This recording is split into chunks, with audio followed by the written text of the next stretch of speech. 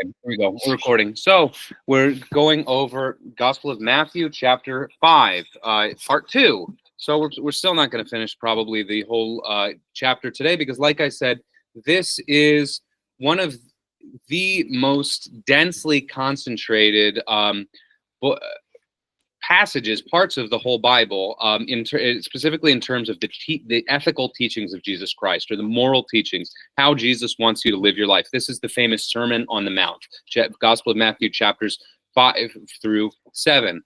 So last time we got together, which was 2 weeks ago, we went over just the Beatitudes, which were Jesus Christ's famous saying of "Blessed are the poor in spirit, for theirs is the kingdom of heaven. Blessed are those who mourn, for they shall be comforted," and so on.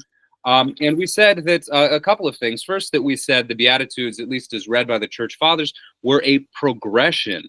So Jesus is contrary to, I think, most modern interpretations. The Church Fathers were saying this is a progression, starting to be poor in spirit, to be humble is step one of the Christian life. And then you advance by learning to mourn over your sins, to be meek, to hunger and thirst for righteousness, up to the point where you're perfected. And once you become perfected, you end up being persecuted for righteousness' sake, and you attain to the kingdom of heaven. So it's a list of virtues describing Christian perfection, among other things. Remember, these teachings are complex and multifaceted. You don't have to read them in only one way. The text admits of multiple valid readings. This is just useful and important ways to read them. And another thing we said, and this characterizes Jesus's teachings in general, was that Jesus, in most cases, utterly defies earthly expectation. So, saying that the meek shall inherit the earth, whereas in our, general human experience, it's the bold and the pugnacious who inherit the earth. It's the aggressive who really come out on top. But Jesus is saying in the final analysis, when he restores his rule over the world, that's not going to be the case at all. Likewise, the merciful shall obtain mercy. It's not weakness to show mercy, but in fact, and those who are persecuted for righteousness' sake should rejoice. Being the biggest one. For us, it's we're very, very sensitive to criticism. We're very, very sensitive to people mistreating us. We're especially sensitive for being mistreated without a justifiable reason. I mean, we have a difficult time being punished for the things we deserve, let alone the things we don't deserve. And Jesus is telling us to rejoice in a complete reversal of expectation. But that's, I think, one of the important ways, one of the simple tests. There's a lot of ways you can learn to trust in the teachings of Christ, but I feel like one of the simple tests is that this is not something a human being would come up with, or at least not a sane human being. This is utterly outside of what one might expect, or certainly what any wise man, I think, has ever preached on the earth. And that's why I think it's one of the many reasons, and C.S. Lewis does a really good job talking about this. Jesus really doesn't give us a space to call him a great moral teacher. Because he's really not a moral teacher in the classical sense. His teachings, first of all, mostly revolve around himself, which is not what the other ancient moral teachers would talk about. And they're also these moral teachings don't lead you to worldly success. I mean, they will in a certain sense, actually. But on another level, they're entirely oriented towards the kingdom of heaven. They're not the product of human imagination. Anyway, okay, I feel like anyway, okay. So now we're going to get, after the Beatitudes, we're going to get to verse 13.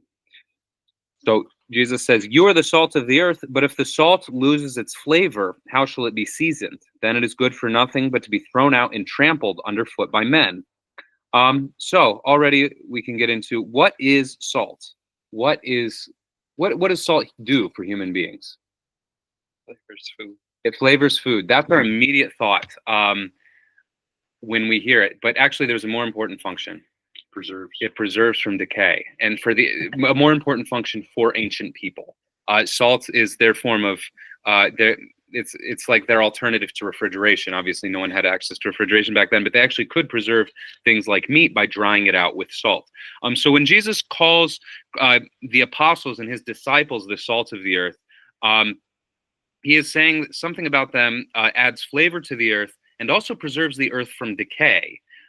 For me, that harkens back to God said he would not destroy the city. God, in speaking to Abraham, said he would not destroy the cities of Sodom and Gomorrah if Abraham could find, I think, what he bargained him down to just one righteous man. And of course, because God could not find any righteous people in Sodom and Gomorrah besides Lot, he ends up destroying those towns. And when I hear this, me personally, I hear echoes of that story. Perhaps that the salt of the earth is the only reason the earth has not yet been destroyed. The good people of the earth are the only reason that the earth is allowed to keep on going, because we see some really ugly stuff in every single generation since Adam. So in that sense, I feel like the salt of the earth is preserving it from decay.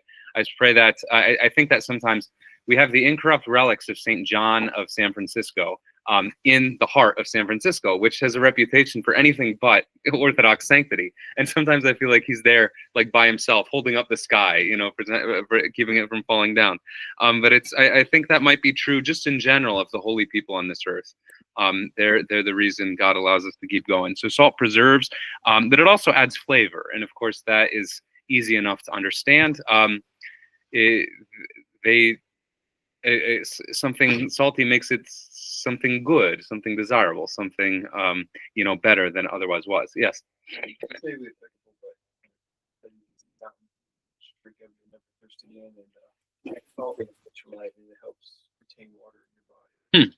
You have you always have the most creative analogies, Jackson. I feel like, yeah. I don't know if obviously the original hearers probably wouldn't have understood that, but I think that it's a viable it's a viable reading or a viable understanding. Absolutely. And how does and reading the patristic commentaries, just one more comment. From the actually not just from the perspective of the church fathers, but I think from the modern biological perspective as well, the way salt works in order to preserve things is by drying up the sort of putrefaction factors. So salt specifically works by killing the things that cause decay. And I think that could definitely be something said about the Christians or the good Christians on earth, is that they prevent the action of demons from spoiling the world too much, or human sin in general. Did you have a hand raise? Yeah. Pleasures and earthly temptations that don't last forever, that's just temporary. Yeah. And then that's purified, and you mainly are just left with what is eternal. I guess would that be? Yeah. Versus just because I feel like if you don't try to purify yourself, you're just like if you're just after money or wealth or power and fame and things, then that all just goes away and then left with nothing. Right. Yeah. No. I think definitely the worldly mindset is itself like a putrefaction factor that leads to decay, and so seasoning it with something spiritual destroys the worldly desires. I definitely feel that way when I'm in a good way spiritually. When I feel connected with God, or I'm in a better place in my spiritual life, then those worldly desires naturally kind of take a back seat. They naturally wither a little bit. I'm still totally worldly person, totally sinful person, but at least when I'm doing better, I do have that experience that stuff gets weakened. So Christians have an extremely high calling. You are the salt of the earth, of the entire world. You are what's necessary to preserve the world from decay and to give the world its flavor. And this should be read in light of the preceding passage, right? We were just reading about the virtues. When do you become salt? Well, it's when you acquire the virtues of the preceding passage. When you actually learn to become poor in spirit. When you learn to become meek, and so on and so forth, and to be a peacemaker, and to hunger and thirst for righteousness. That's when you're salt, because Jesus, is telling us that salt can lose its flavor. Actually, at least in one variant reading, oh gosh, the Greek says emoranthi, which literally means if the salt becomes stupid, if the salt no longer knows how to do what salt is supposed to do. And this is, by the way, this is a contrast to what I think is one of the most deadly heresies of the Protestants, which is the sort of idea of once saved, always saved. That sort of once you have accepted Jesus into your heart, you don't have to try anymore. That's dangerous. My goodness, that's dangerous, because then you're not working towards repentance. And I know to be fair, I'm sure there are more like intelligent and sophisticated Protestants who have a more nuanced view of it. So I'm not saying like all Protestants are stupid all the time, but I'm saying at its core, that heresy is very, very dangerous. Because it's telling you that you're good, you can just stop. And then, first of all, it trivializes like a lot of the rest of the Christian life, everything else you're supposed to do, but also it might motivate you to just give up. So that's definitely not an Orthodox teaching. And, you know, even Judas was a disciple of Jesus Christ who worked miracles and baptized in his name, and things ended badly for him. So Christians can lose virtue. You can do well and then do poorly. And the converse of that, fortunately, is also true. You can do really, really badly and then just and sort of a final act of virtue can save your soul. You know, God is looking for every excuse to save you. He loves you. He's not trying to damn you. It's just sometimes we're trying really hard to damn ourselves. But he will look for anything. But we can lose we can lose virtue, but we can also gain it. But we can lose it. How shall it be seasoned? It is good then for nothing to be thrown out and trampled underfoot by men. So if and this is something we should take to heart as Christians, because, you know, we're very proud of the fact that we're Orthodox. You know, we're Orthodox. We have the truth. We know the true God. And that's true. That's good as far as it goes. But if we actually have nothing to show for it in terms of our lives, then Jesus is saying we're good for nothing. We're useless. You're going to go around brag people, you know the true faith, you know the true God. But if you live like everyone else, if you're completely worldly, if you don't struggle against sin, then forget it. You have no right to boast. You have no right to brag. You have no right to be proud of anything. Of course, we have no right to brag about anything to begin with, because everything comes from God. Okay. You are the light of the world. A city that is set on a hill cannot be hidden, nor do they light a lamp and put it under a basket, but on a lampstand, and it gives light to all who are in the house. Let your light so shine before men that they may see your good works and glorify your Father in heaven. So what does it mean, light? You know, in our ordinary, some metaphors I think are rather universal across cultures because they're really basic to human experience. Like what does every single human on earth experience light as? Well, light is what allows you to see. Light is what allows you to walk. You know, you can't really navigate that well, or at least you move very, very slowly and cautiously, and you run into a lot of dangers if you try to move without light. Light is what tells you about the world around you. And that's what, if Jesus is saying we're the light of the world, or his disciples that are the apostles are the light of the world, that means the Christians reveal the truth about the world. They tell us what is, because, you know, when you're born into the world, you have no information at all. You know, this could be, well, is you know, Christianity true? Is atheism true? Is Buddhism true? Like you just look around, you can't quite make heads or tails of it. You know, you need light to make sense of it, and light is the Gospels. The apostles bring the true knowledge of God. And he says, interestingly, Jesus says, a city that is set on a hill cannot be hidden. I think this is, again, a fulfilled prophecy. The Christian message has made its way across the entire globe in some form or another, to pretty much every civilization except like a handful of uncontacted tribes at this point. So this really did happen. You know, again, most groups have not accepted the gospel, or have accepted it, you know, in a particular aberrant form or something, but the message has spread across the world. So that is really interesting. Jesus said, a city set on the hill cannot be hidden, and it has not been hidden. That's something we can say certainly. Nor do they light a lamp and put it under a basket, but on a lampstand, and it gives light to all who are in the house. And this is, you know, we should read this part as, I think, sort of an imperative. He's saying, nor do they light a lamp and put it under a basket. So by implication, he's saying you should not light a lamp and put it under a basket. You should not have the faith. You should not, this is not something you should keep hidden.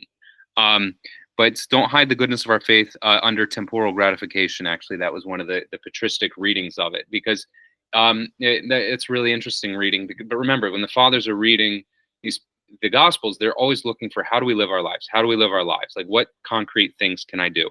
And one of the things, one of the ways they read this is that when you are a Christian, but you live a completely worldly life, you have the grace of baptism, you have the Holy Spirit in you because you received them at the sacraments, but you don't show any evidence of that at all. You just live the same as everyone else. You're completely absorbed in worldly affairs. You know, you're petty and you're small-minded, and you don't show any evidence of longing for the kingdom of heaven. then you are hiding the lamp that's within you. You are hiding the presence of God within you. You are hiding the goodness of the faith in you. And that's one way in which your light can be hidden. Jesus says, let your light so shine before men that they may see your good works and glorify your Father in heaven. So first of all, let your light so shine and before men. Be confident and bold in your faith. That doesn't mean imposing and aggressive, obviously. You know, we've all, I'm sure all of us in our lives have had to deal with someone who is really pushy or really preachy about their religion or their particular interpretation of the gospel. That's not how we're called to be, and that doesn't work most of the time. I don't know, maybe there's a 1 in 1,000 success rate, and that's what keeps them going. But for the most part, I don't think people respond to that very positively. However, you should be confident. You should be ready to give an answer when people ask. You should not be shy about anything that identifies you as a Christian, whether it's like wearing a cross or making a sign of the cross at meals or saying no thanks, I can't go to that, I have church that day. But to just be a Christian overtly, to be a Christian without any kind of shame, because I'll be the first to tell you there's a certain you sometimes you just want to blend in. Sometimes you don't want to stand out. I feel that very acutely wearing my robes everywhere. And that's been, a personal struggle for me as a priest, but it's my obligation to wear this everywhere because I have a particular calling and I'm meant to live my life in a particular way. But sometimes you just want to disappear. Sometimes you just don't want, everyone at your children's preschool to look at you but and you know what? No one's ever been rude to me. No one's ever been unkind to me or anything like that. But it's just sometimes you don't want to stand out. But you have to be bold. You have to be confident. You have to be unashamedly a Christian. Unashamedly a Christian. So they may see your good works. And obviously, it goes without saying that if you're going to be unashamedly a Christian, if you're going to be overtly Christian, you have to behave yourself well, because you're going to be the person that people associate Orthodox Christianity with. And if you, behave like a buffoon, if you are just, or you're just as bad as everyone else, or worse, God forbid, then that's their impression going to be of Orthodoxy. Yes. I don't know that particular quote, but I'm sure. Yeah, it's definitely strive to be blameless. Yeah. Belief versus action, just simply believing and then not acting would be like hiding your light under the basket. Yeah. Actually being and acting and behaving in that manner.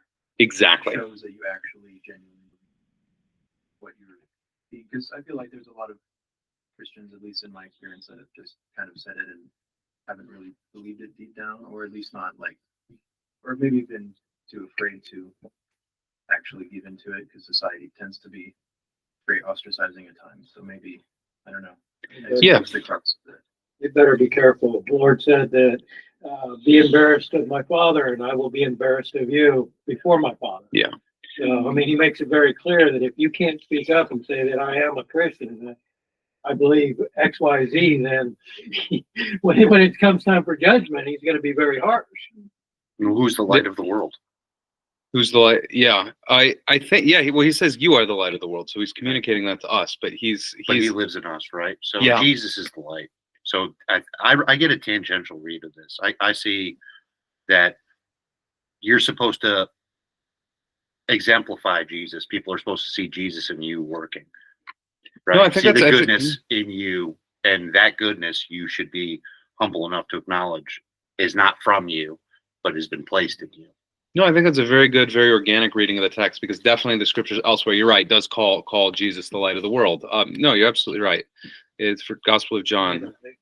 The one thing I was going to say though, there is a degree, and I think this is an important thing. So yeah, it's about connecting faith to the reality of our lives.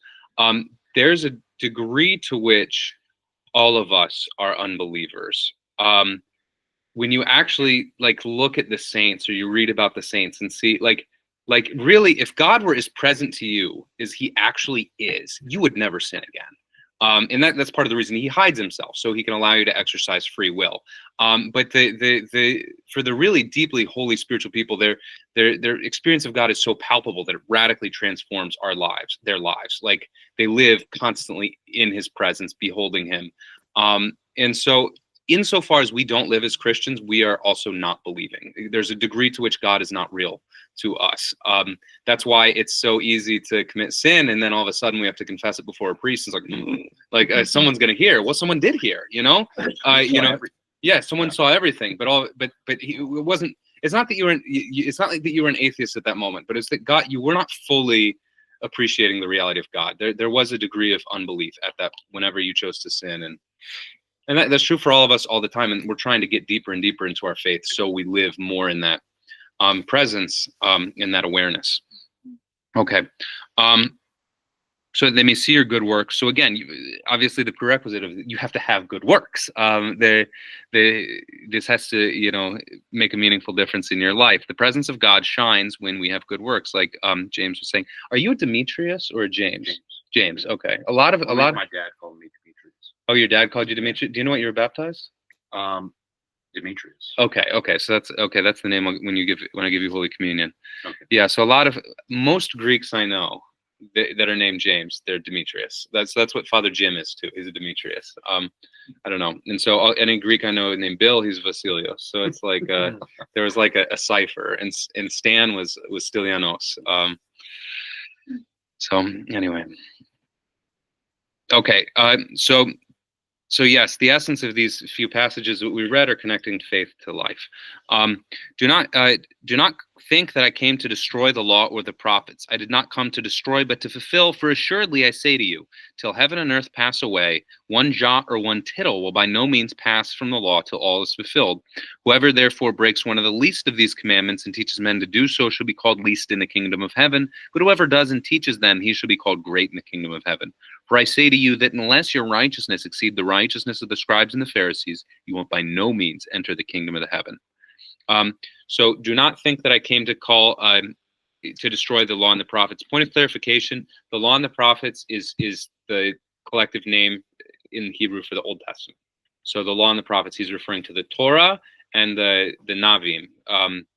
So the Tanakh, the Torah is the first 5 books of the Bible. Genesis, Exodus, Leviticus, Numbers, and Deuteronomy. And then the Navim, the prophets, are, like Jeremiah, Isaiah. Then there's also another, there's the Ketubim, which is the wisdom literatures like Proverbs of Solomon. So we assume that's implied here in Jesus' statement, but he just refers to it as the law and the prophets without mentioning wisdom literature. Yes. So the Pentateuch is another name for the Torah. I think there's one more name for it. No, that's the name for the Greek translation of the Torah. The Pentateuch, the Torah. I feel like there's another. The law maybe is just what you call it. The first 5 books. That for the Jews, there is a hierarchy of scripture. In that those first 5 books are above everything else. And I think a lot of people don't quite understand it. They don't approach the Bible in the same way that a lot of modern Christians do, where everything's kind of equal. It is definitely the law is above else. Anyway, okay, so I did not come to destroy, but to fulfill. What does it mean that Jesus, because I came to not to destroy the law, but fulfill the law? Because obviously all of us know that we don't live by the law. We do not, we are Christians, we're followers of Jesus, but we don't, we eat pork, and we don't perform many of the myriad rituals of the temple and so on and so forth. So what does it mean? Well, there's the Father saw in all later Christians interpreted double meaning. What does the word fulfill mean? I mean, that's what everything kind of hinges on, right? When Jesus says he's fulfilling the law, what does he mean?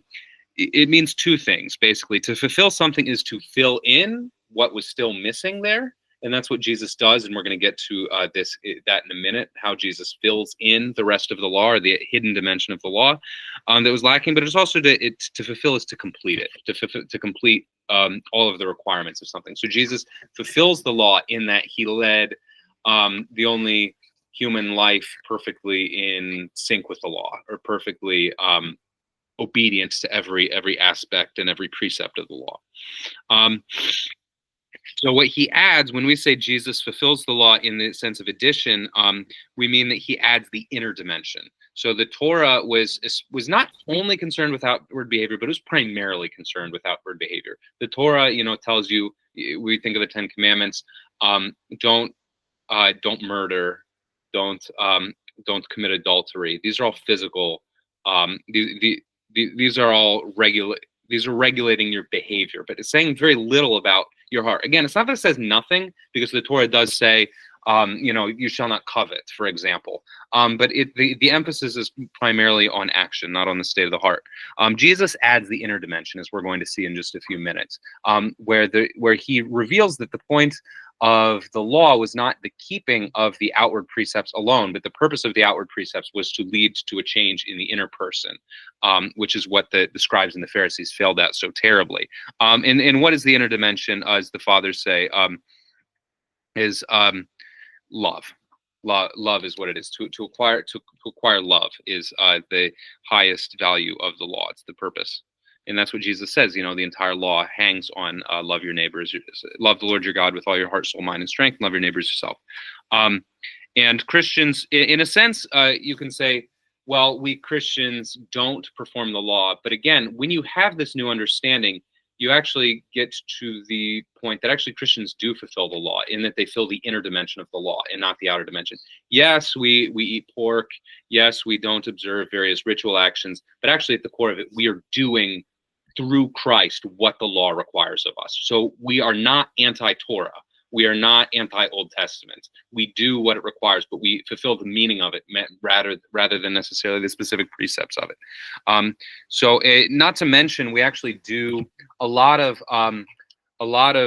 the rituals that were prescribed in the Torah, like the sacrifice to offer. We actually do those in the Orthodox Church as well, except we do it in the fulfilled form. Instead of offering animal sacrifices, according to the book of Hebrews, we offer the bread and wine, which are Jesus's body and blood. So we actually, in that way, we're continuous with the Torah as well. In that way, we fulfill the Torah as well, just in a fulfilled form and not the original form that had the slaughter of animals. And the ritual washing, likewise. We also wash ourselves, but not in the way the Jews did. We have the washing of baptism. That's the ultimate washing, which we do. But there's not this sharp break between the Old and the New Testament that some people want to create, that the Old Testament was one thing and then Jesus came in and introduced something radically different. No, what Jesus offers us is a perfected and completed Old Testament. What Jesus does not do anything contrary to what was originally revealed to the Hebrews. He just tells us the real meaning. But nevertheless, the law had fulfilled its temporary purpose, per Augustine, but now we fulfill the essence of the law, which is love. So there was particular reasons why the law took the form it did. Jesus mentions at another point in the Gospel of Matthew that divorce, the laws on divorce in the Old Testament were a bit more liberal than in later Christianity, because of the hardness of people's hearts. It was a necessity for the times. Likewise, we modern people, we look at some of the ancient law and we see, the death penalty, slavery, and so on. We kind of cringe. We're not too happy about it. And what Jesus communicates pretty clearly is that had its purpose at that point in time. He needed to hold the civilization together in the Bronze Age and keep them as much as possible on the right track. And that is what the law did, and that's what it was good for. But the essence of it is more important, and the essence is love.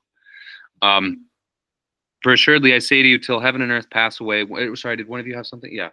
What's the mind or the thought around like laxing the laws or giving permission to it because of the hardness of people's hearts?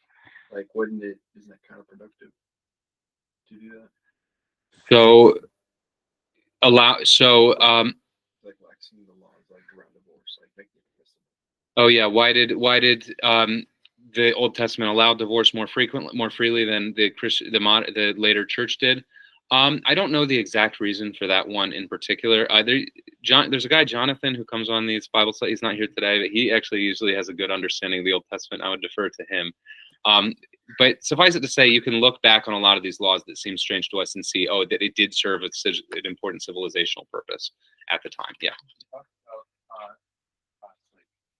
The reason that the divorce was kind of set up that way in the Old Testament, because it was at the time more of an economic kind of things instead of like a relationship.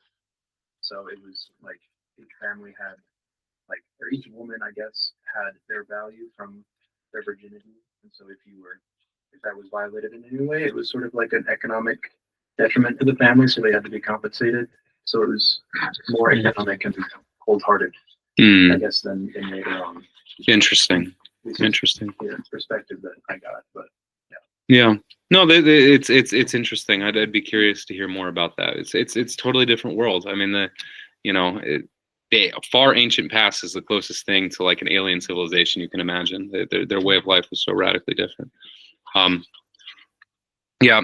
So for assuredly I say to you, till heaven and earth pass away, one jot or one tittle. These are referring to little, I think the jot that is the top of, like when you write the letter I, and you have this. I think that's either the jot or the tittle. So what Jesus is referring to, the really even smallest portion of the text is what will not pass away, until all is fulfilled. Now, keep in mind, Christ finally ultimately fulfills the law in his death and resurrection. So he is maybe kind of putting a time limit on. There's coming a point when that fulfillment will be completed. Whoever therefore breaks one of the least of these commandments and teaches men so shall be called least in the kingdom of heaven. But whoever does them and teaches them, he shall be called great in the kingdom of heaven. So this should be read in light of the passage which is coming, which is that, for I say to you that unless your righteousness exceeds the righteousness of the scribes and the Pharisees, you will by no means enter the kingdom of heaven. So the scribes and the Pharisees were known on one level for their scrupulous observance of the law. So, if you know anything about modern day Orthodox Jews, who are the sort of spiritual successors to the Pharisees, they're very, very intense in making sure that no laws are violated. So they have, like in a fully kosher home, you'll see they have an entirely different sets of dishware for cooking meat and for cooking dairy, to make sure that never even the slightest, and they'll have like different sinks or something too, so that never even the slightest fragment of meat comes in contact with dairy, which would be in violation of the law. And they wait 6 hours or something between a meat meal and a dairy meal, so that they don't even mix in their stomach. I remember that actually was one of the most irritating parts about going to Israel and staying in a Jewish hotel, was that you would get a meat meal or a dairy meal, but you couldn't get both. And I would really, or Parmesan on my spaghetti. Right. I mean, and what I mean by that is they would be serving one or the other, and you just got whatever was on the menu for that day. Yeah. No, no bacon cheeseburgers. Yeah. But anyway, so what Jesus is saying, the scribes and the Pharisees were doing the right thing. It's not that the law was bad. Jesus is saying that your righteousness has to exceed their righteousness. So again, it's not that they were purely evil and just not observe. It's just they were doing the right thing, but not in the right way. They were neglecting the most important thing, which is love and which is mercy and which is forgiveness for the small things. Like, he talks about tithing the mint and the cumin. So they would make sure they gave a tithe of even the smallest things, like the smallest spices, to make sure they were paying their debts to the temple, but they would neglect the weightier things like justice and mercy. Or at least they were saying the right thing. Now, that it is also true to say that the scribes and Pharisees Jesus calls them hypocrites. So there were things, they weren't perfect in their observance of the law. They were very zealous about it, but they were not perfect. And Jesus fulfills the law by adding what was necessary for it to be salvific. Because if man could be saved by the law, at least perhaps some of these Pharisees would have been saved through that means alone, because they were so scrupulous. But they weren't. None of them were saved by it, because they did not have that dimension of love, at least not in the perfect, complete way that Jesus Christ teaches and now allows us to have. So, any questions so far? Okay. So now here we're going to get into the meat of what Jesus is talking about when he says, I'm here to fulfill the law. You have heard that it was said of old, you shall not murder, and whoever murders will be in danger of the judgment. But I say to you that whoever is angry with his brother without a cause shall be in danger of the judgment. And whoever says to his brother, Raka, shall be in danger of the council. But whoever says, you fool, shall be in danger of hellfire. Therefore, if you bring your gift to the altar and there remember that your brother has something against you, leave your gift there before the altar and go your way. First be reconciled to your brother, then come to offer your gift. Agree with your adversary quickly, while you are out on your way with him, lest your adversary deliver you to the judge. The judge hand you over to the officer, and you be thrown into prison. Assuredly, I say to you, you will by no means get out of there till you have paid the last penny. So this is Jesus fulfilling the law, fulfilling the commandment not to murder.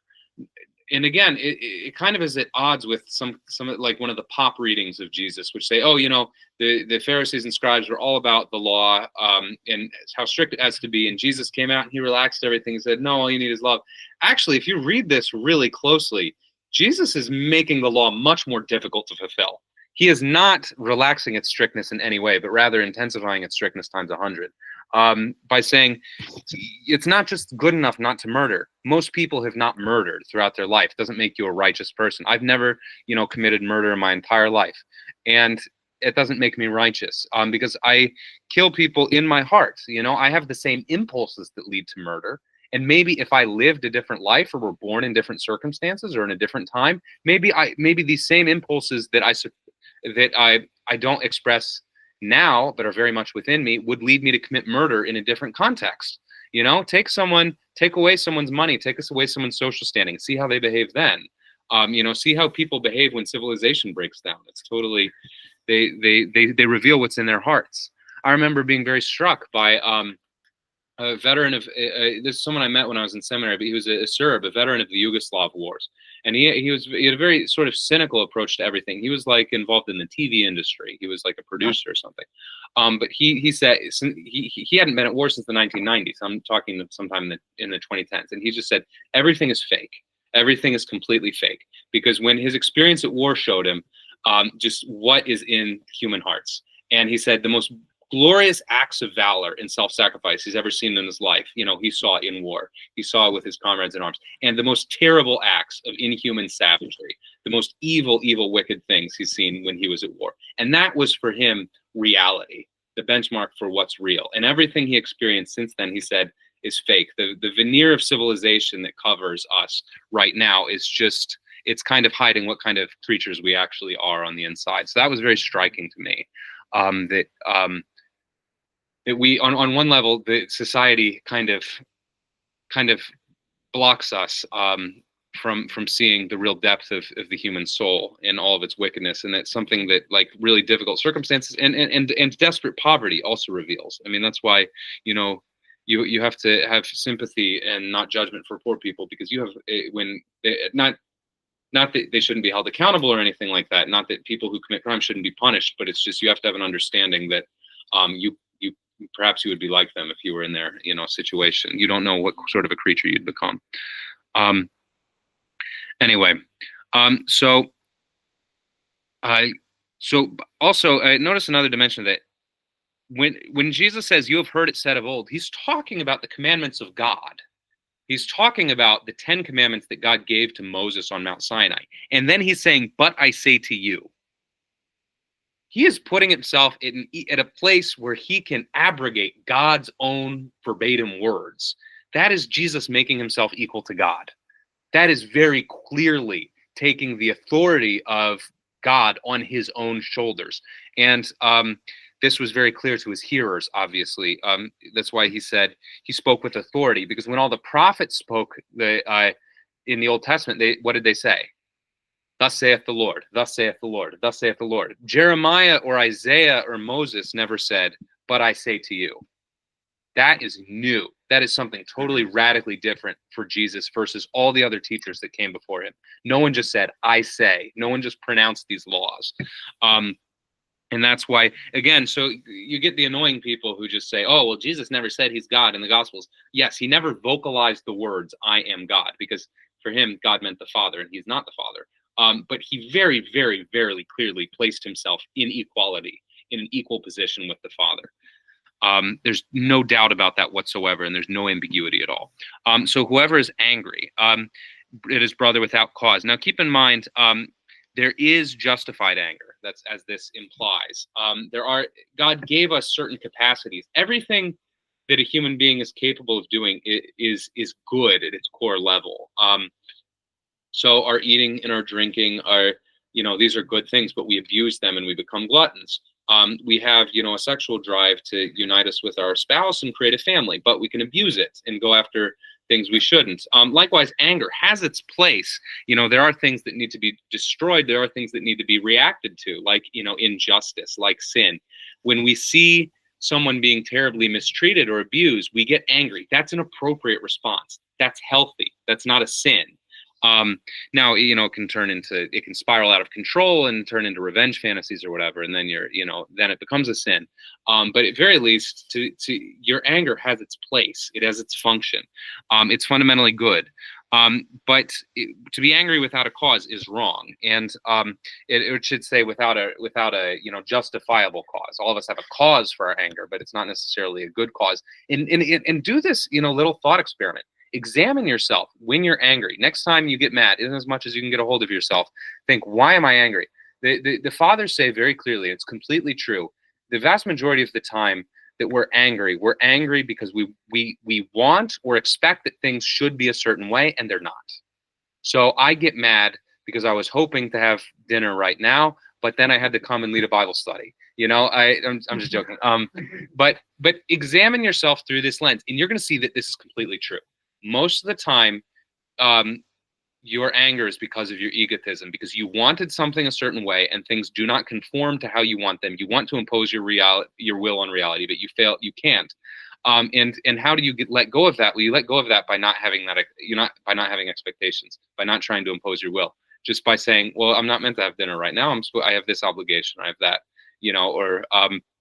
and I think that helps cool anger off in us very powerfully. But notice that this is what I was saying before. Jesus adds the inner dimension of the law. Not murdering people will not save your soul. However, not being angry with people, at least not without a very good and justifiable reason, that will transform your heart. That means you are preserving a good state of the heart. That means you are preserving your soul pure, and that's what Jesus cares about. It's not the outer actions. The not murdering is just to get you to the pure soul. That's what he wants from you. The justified heart is what he wants from you, and that's the outward. The outward is not an end in and of itself.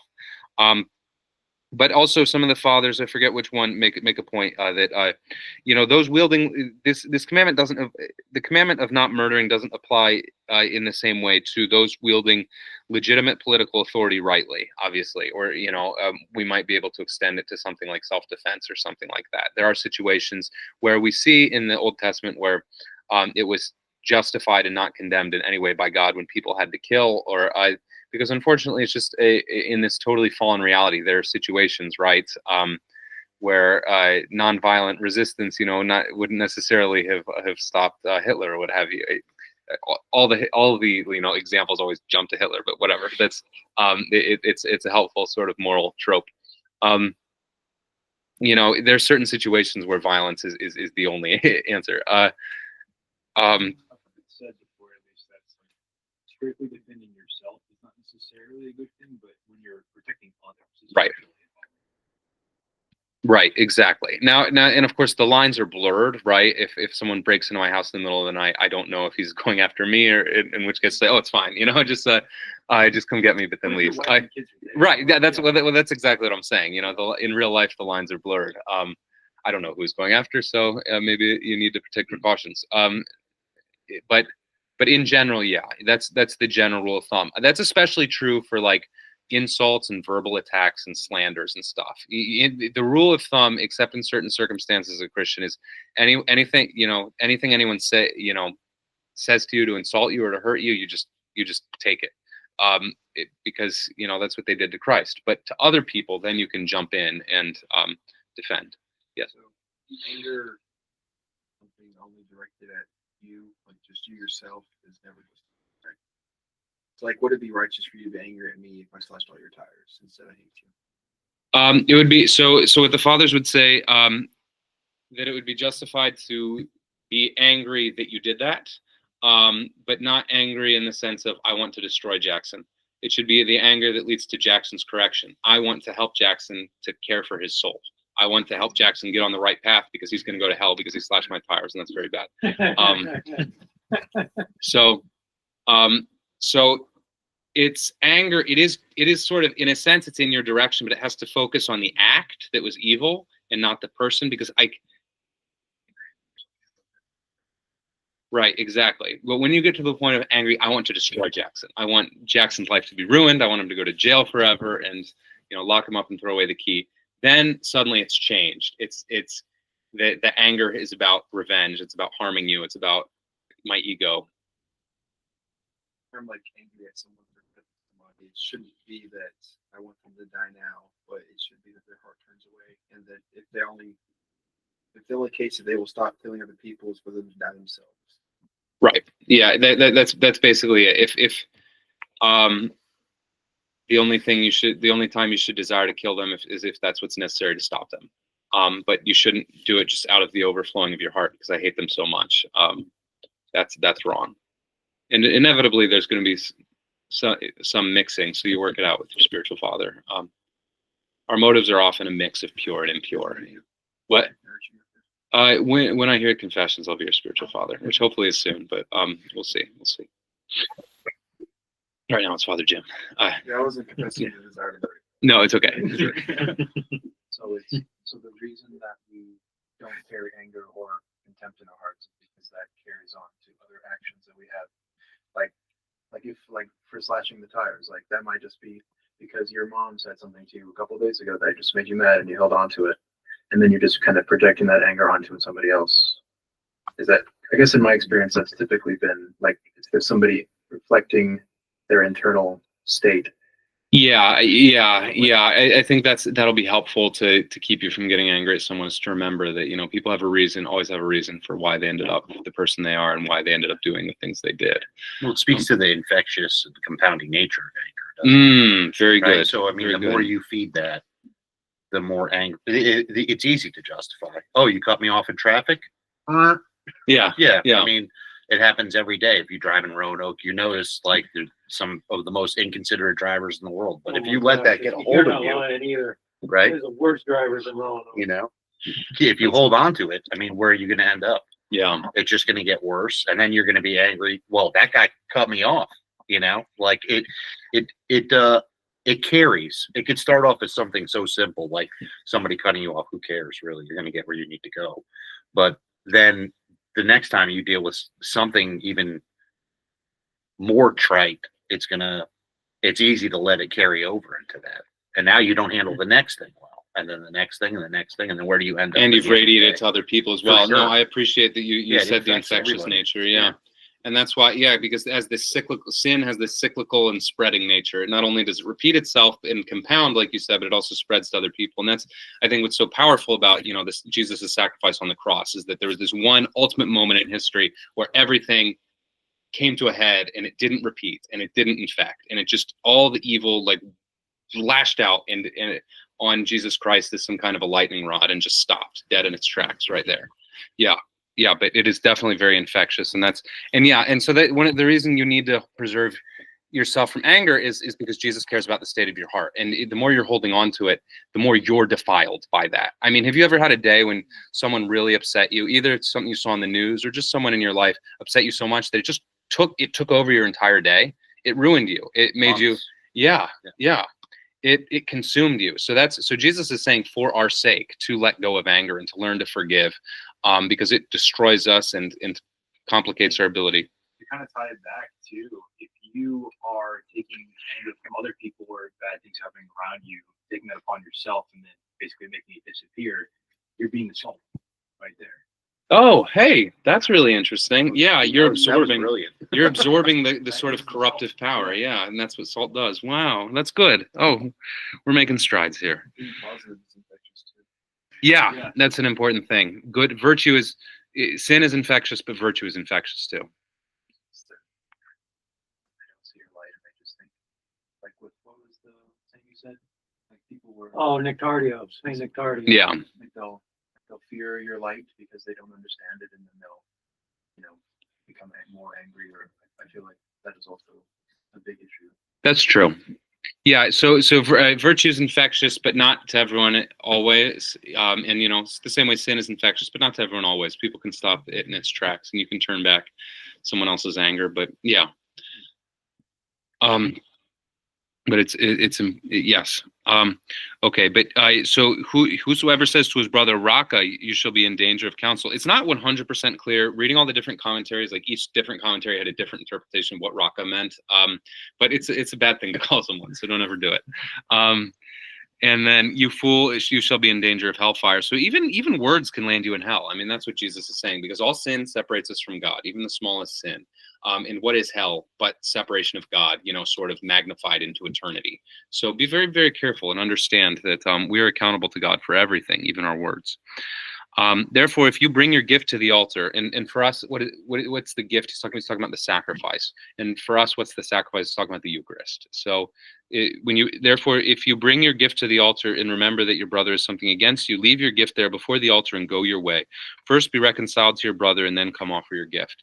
And this is very important for a priest celebrating the Eucharist. It even says, in all of our liturgical manuals, that if you're going to celebrate the service, you have to abstain from the night before. So no XYZ, and then have nothing against anybody insofar as it is in your power, and make sure no one has anything against you. And by the way, the reading of this, someone has, when it says something has someone against you, that means like a legitimate complaint against you, like someone has something against you in terms of you really did wrong them, and because someone can have something against you for no reason at all, right? Some people just don't like the way you look. That's just unfortunately the world we live in.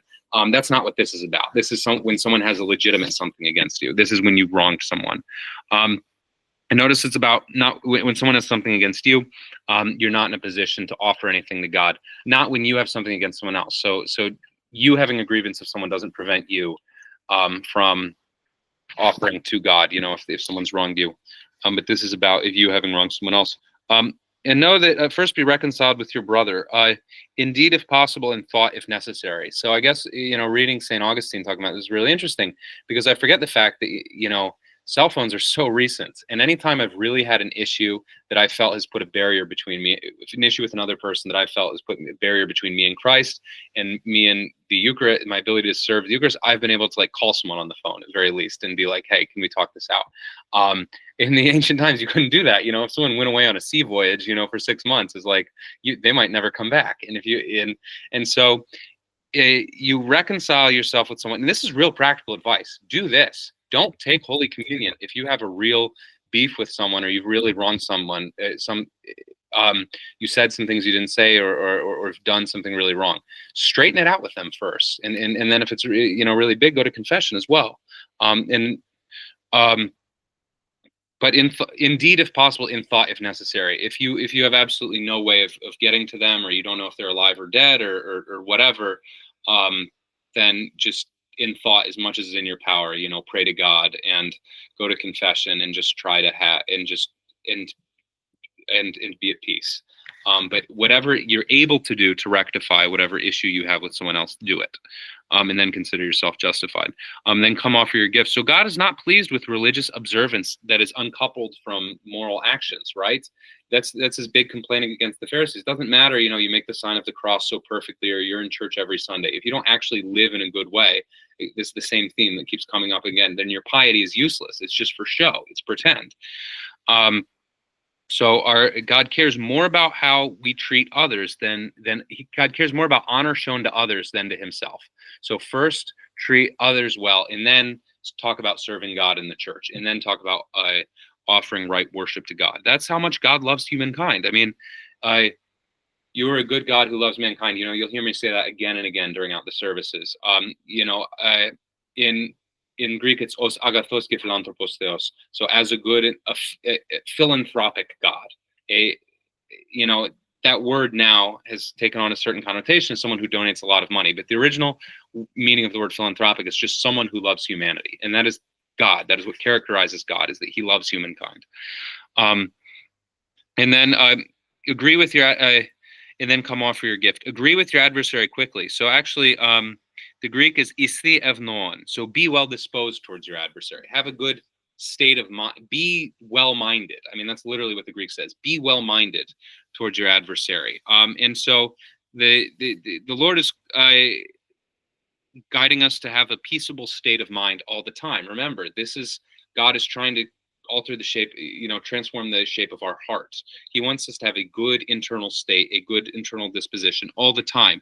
And it's supposed to be characteristic of Christians. It's supposed to be characteristic of Christians that we befriend our enemies, that we do the best we can to reconcile with people. I'm trying to implement that in my own life as well with people I have difficulties with. It's hard. It's really hard.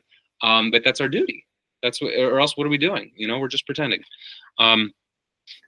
So let's while you're on your way with him, lest your adversary deliver you to the judge hand you over to the officer, and you'll be thrown in prison. The metaphor, is rather obvious. The judge is Christ, the officer is the angel, and the prison is hell. Assuredly, I say to you, will by no means get out of there till you have paid the last penny. So what does that mean? Some people have interpreted this passage as meaning, that there's an end to hell. No, unfortunately, that's not what's being said here. Remember, until, that word keeps coming up. In Greek, it doesn't necessarily mean that. It's not talking about an end necessarily. We saw that with Mary did not know Joseph until such and such, until she bore a son, but that doesn't mean they had sexual relations after. Jesus says at the end of this gospel, I will be with you until the end of the age. That doesn't mean he's going to abandon us after the end of the age. So the meaning in Greek does not imply an end. So till you've paid the last penny, the meaning of that is that you will suffer for all your sins, even the small ones. The last penny, the smallest amount that you owe. So even the harsh words you've said to people, that's what Jesus is talking about, raka, and you fool. Even the word if you end up going to hell, you're going to suffer even for the words you said. Conversely, if you seek reconciliation with God and with human beings, if you try to put this into practice in your life, you'll be forgiven all your sins, even the big ones. So this is double-sided. In hell you suffer for all your sins, even the little ones. But if you make peace with God, you are forgiven all your sins, even the biggest ones. So make the choice. All right. Any questions? This is going to be where we leave off. Lord, now let your servant depart in peace according to your word. For my eyes have seen your salvation, which you have prepared in the presence of all people, light to lighten Gentiles and the glory of your people, Israel. Amen. Go in peace, guys. God bless you. Nice to be with you. Thanks for joining us, everybody.